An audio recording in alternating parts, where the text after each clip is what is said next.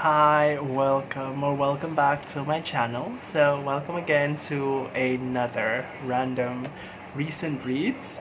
And yeah, as per the title below, you would know what I'll be talking about. So let's start with the first one I have here, Mrs. Palfrey at the Claremont by Elizabeth Taylor.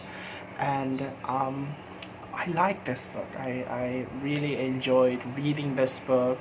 And, I just kind of want to add that as someone who is young, I, I like reading books with an elderly character as the central character, which is the case with this novel.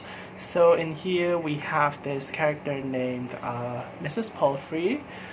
She checks herself into a hotel called the Claremont, where she basically intends to stay there for the rest of her life. Although there's this kind of like saying at that hotel where they weren't exactly allowed to die there, but there are a lot of other elderly residents there also staying there with the same intention. Anyway, she checks herself into that hotel. She is kind of lonely. Her family member does not really like concern themselves with her, and so she is pretty much alone. And so it is after she checks herself into that hotel that she randomly encounters a young writer named Ludo, with whom she forms an unlikely friendship. And part of the reason why their friendship sort of forms is because of some kind of subterfuge that they were planning, which I'm not going to talk about because it's kind of interesting. But yeah, this book overall, the tone is quite it is quite balanced when it comes to the light and the dark part. So it is peppered with some humor. Most of the humor is kind of it leans more towards dark comedy because it often concerns with things like death, old age, and in fact a lot of the kind of like a lot of the things that you will end up encounter in this book are kind of related to those subjects as well, especially when it comes to the main character, who is an elderly woman. She would contemplate a lot when it comes to the realities of being old, the realities of aging, and not only that, but we also see the perspectives of other elderly residents at this hotel on those topics, from their point of view, which can be quite different from how Mrs. Palfrey sees her situation. So you can see this kind of like varying degrees of acceptance or certain rejection of certain ideas when it comes to aging through the lenses of different people. So I think that is really interesting.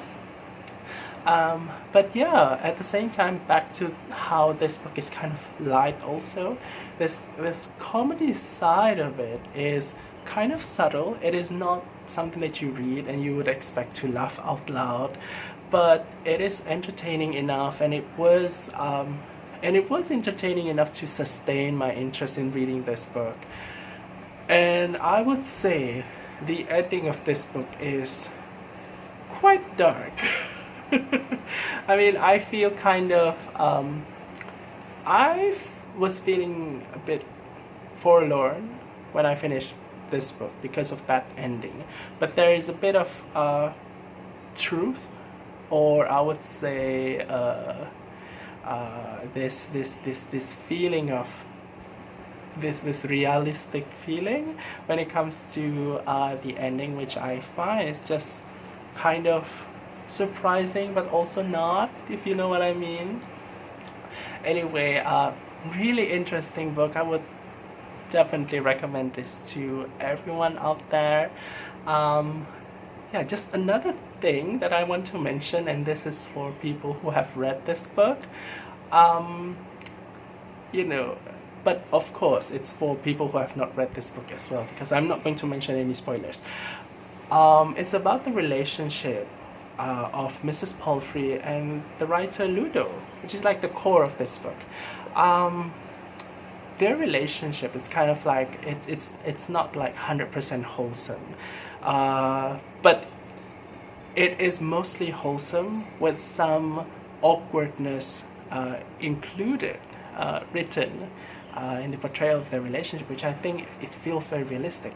And I just find it really, really fascinating that from the point of view of Mrs. Palfrey, right, the relationship is something that is just so positive, so nice, which is understandable because Mrs. Palfrey is like an elderly woman and she's just trying to live her life and see the, live her life in the most positive way. Meanwhile, we also kind of see a little bit of the younger person, this young man's perspective on their friendship. And it is, I would say, very layered. Because on one hand, he doesn't really feel like their friendship is like the most beautiful thing in the world, right? Because they have some misunderstanding because of age differences and stuff. But at the same time, he has this kind of appreciation towards that relationship, and it is this appreciation towards that relationship that I just kind of want to mention a little bit, especially to those who have read this book. Like the way that he appreciates this relationship, it's kind of from different sides. Like, he is a writer, so there's this kind of like writerly side of him, but also he as a younger human being, sort of. So he appreciates this friendship because it provides him with some sort of company. And we would later know in this book how things are when it comes to relationship in his life. But at the same time, this relationship to him from the point of view of him as a writer, which I think is kind of interesting as well. There's this kind of voyeuristic, exploitative feel to it, which I think is, I don't know, if you are interested in this kind of like layered writing with some subtext, definitely check this out. But I am really, I just find it really interesting how he views this relationship through his kind of like the vocation that he aspires to be, right? And hot take, I think that this book is probably written from his point of view, or no, this book is probably the book that he writes.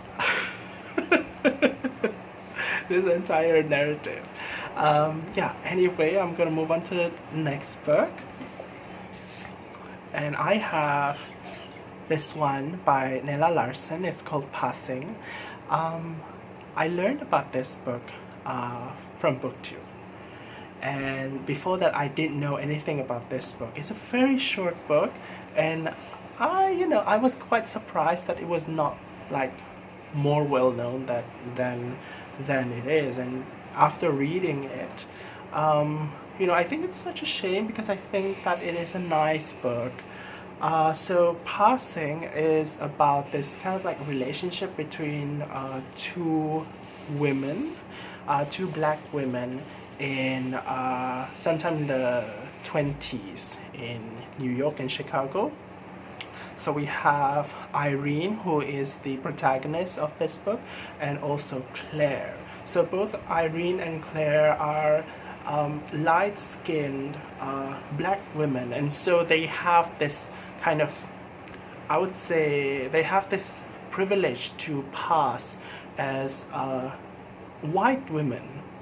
And in this novel, Claire definitely takes advantage of that. She literally kind of just lives her life as a white woman, and she is married to a white husband who is quite racist. Meanwhile, Irene, the protagonist, she is living her life as a black woman, married to a black man, and she has children and all that. Anyway, at the beginning of this book, we see how Irene just sort of re-encounters Claire, whom she has not seen for many years. They have known each other when they were young, but we see how Irene encounters Claire, and how this encounter would sort of be the be the starting point of all the things that are going to happen later in this book, which is going to be quite tragic at the end. I really like how this book feels very surgical when it comes to exploring the inner thoughts of the characters, especially of Irene, who is this black woman living her life in a way that is quite focused on this sense of safety and security. She lives her life according to the status quo, and she sort of respects the social conventions for the most part that she has to observe in order to live a safe life as a black woman at that time in America. And then comes this character Claire, who is pretty much an archetypal disruptor of sorts.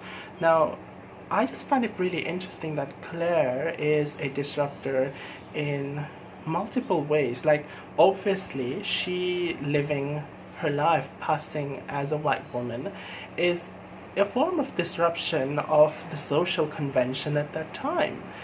And this is something that Irene does not feel comfortable in. I mean, Irene lives her life in security, and meanwhile, Claire is this big risk taker. But the way that this novel sort of continues is that it does not simply rely on Claire's disruption or role as a disruptor to the fabric of social convention at the time. That's not going to be the main source of conflict in this book, but how Claire sort of becomes a disruptor in Irene's personal life, and how Claire would eventually threaten the safety, the personal safety in Irene's life. And I think that is quite interesting. The way that it is done, I would say that is quite masterful, and the observations written about what Irene thinks, and how her thought processes evolves over time. It feels real, feels very vivid, and yeah, definitely quite astute.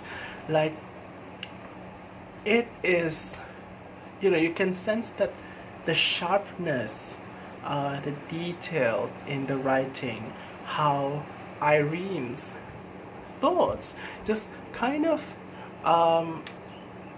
how her thoughts are really stirred by the presence of Claire, not only with how she just pretty much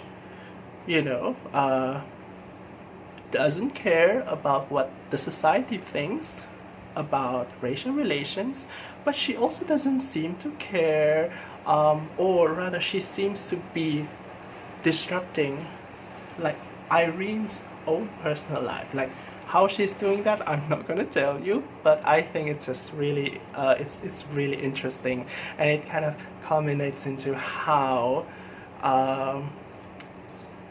messy Irene's mind is going to be when the tragic ending inevitably arrives.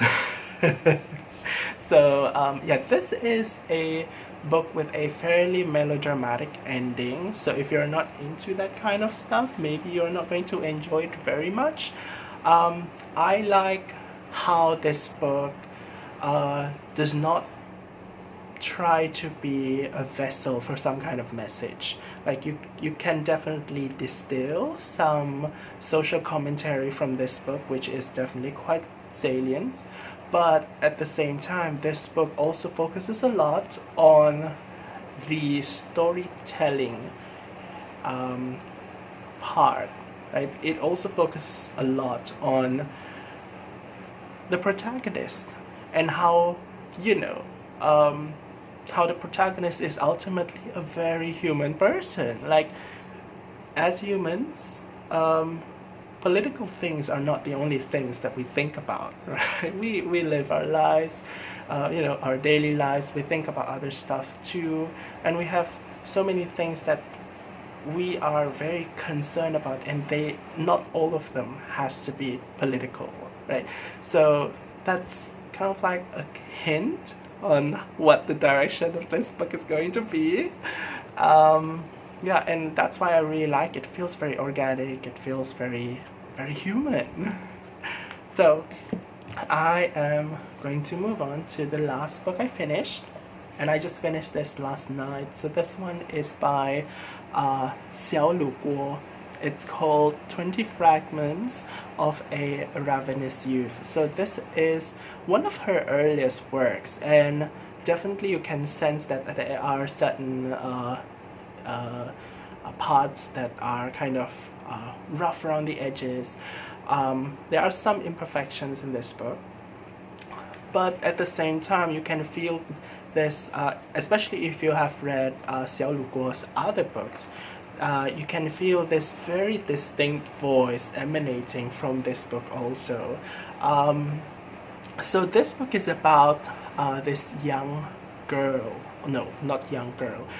woman. So this young woman is from a village in China. Her name is Fen Fang, and she feels very stifled by her life living in a village, and so she decides to just one day when she's 17 years old to escape to Beijing, and she would later learn that life in Beijing is it's surprisingly not what she thinks it would be, but at the same time she also carries this kind of these certain sets of attitudes that would allow her to survive in Beijing.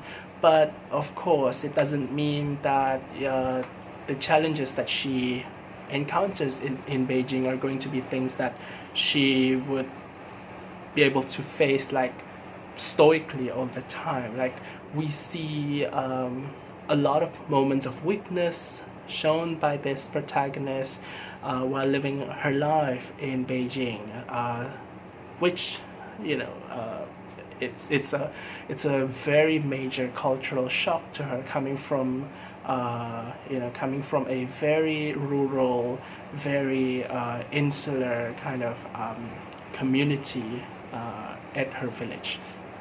So the tone of this book is something that I really love. Now, I would say the entire plot of this book, including the ending, wouldn't be something that I really scream about. But what I really enjoy, just like any other works by Xiaolu Guo, is that her writing style is just so much fun. And this is something that I notice in her works in general, is that she doesn't seem to focus so much on creating the kinds of writing that is evocative or conventionally evocative with tons of descriptors, metaphors, similes, and stuff like that. In other words, her writing is easily something that you can't call purple prose, right? And I really, really like the fact that she does this in her writing, because a lot of times her writings involve characters that are of lower socioeconomic levels, and so to me it rings true. It really reflects how they think. And this is not to say that, you know, people that are poorer, they don't think in this so-called, you know, sophisticated way, which is, you know, which is exactly the point that I want to get to, and that is the way that she writes these characters and their voice and make them sound kind of simple is an elegance in and of itself. It is a kind of sophistication also, which means even if a writing or a prose is like really, really descriptive, really beautiful, really metaphorical, poetic, it doesn't mean that that is the only way to capture a certain sense of sophistication.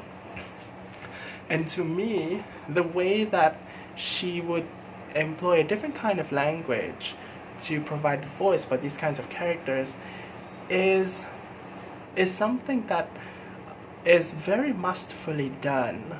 You know, when she does it, like she's able to give this voice that feels very authentic, and the fact that, you know, how the language is usually more functional instead of more focusing on the form or its beauty. It really reflects how these characters usually use the language in order to convey their stories. And I think that this is something that I really like seeing. I really like reading these kinds of stuff. It always feels very jarring when a writer writes about a character that comes from a place that is, say, quite rural, or a character who is not very educated in a conventional sense, and the writer would employ a kind of metaphorical, highly evocative writing that you would usually see being used by people who have, say, graduated university and stuff, living in the city and all that. And it just feels very jarring because it just doesn't fit with the character themselves. Unless if you're intending to have, you know, those characters to be a poet, you know, then I would say it would make sense. But usually there's this kind of attitude that, you know, writings that are evocative has to be in a certain way, and this kind of gatekeeping attitude. I don't know, that's just, you know, my rant, which is to say why I really appreciate Xiaolu Guo's writing. I'm not sure whether I want to give this on 4 or 5 stars, which pretty much demonstrates how reductive star rating system is. But let me just say, I really enjoyed reading this book. I really enjoyed how Xiaolu Guo uses language, how she applies the right language to the characters that she's writing, not only in this book but also in other books. And if you are watching this or listening to this, I highly recommend this book. Or if you have not read her other stuff, I would recommend her other works as well. So with this, this is going to be the end of this video. But before I stop this video, let me just say that recently I've been kind of slowed down when it comes to uploading videos on BookTube, and you know, real life got in the way. But at the same time, I also have been experiencing some kind of, I don't know, change in attitudes about video recording, video making and stuff. Basically, lately I find that when I try to record a video, I find that the things that I ended up saying in that video would sound really stupid to me. And you know, throughout this period of no videos, didn't mean that I didn't record any. I did record some videos, but I deleted those videos because I thought that they were kind of silly and stupid. And yeah, so if you're watching this video, that means this video survived the onslaught of my self-doubt. Anyway, yeah, that has been the feelings that I've had recently when it comes to making videos. It's like the more videos I make, the more books I read, I suppose, the more silly the things that come out of my mouth feels. Anyway, with that, I am going to end this video, and I'll see you again in a different one. So until then, take care, thanks for watching, and bye.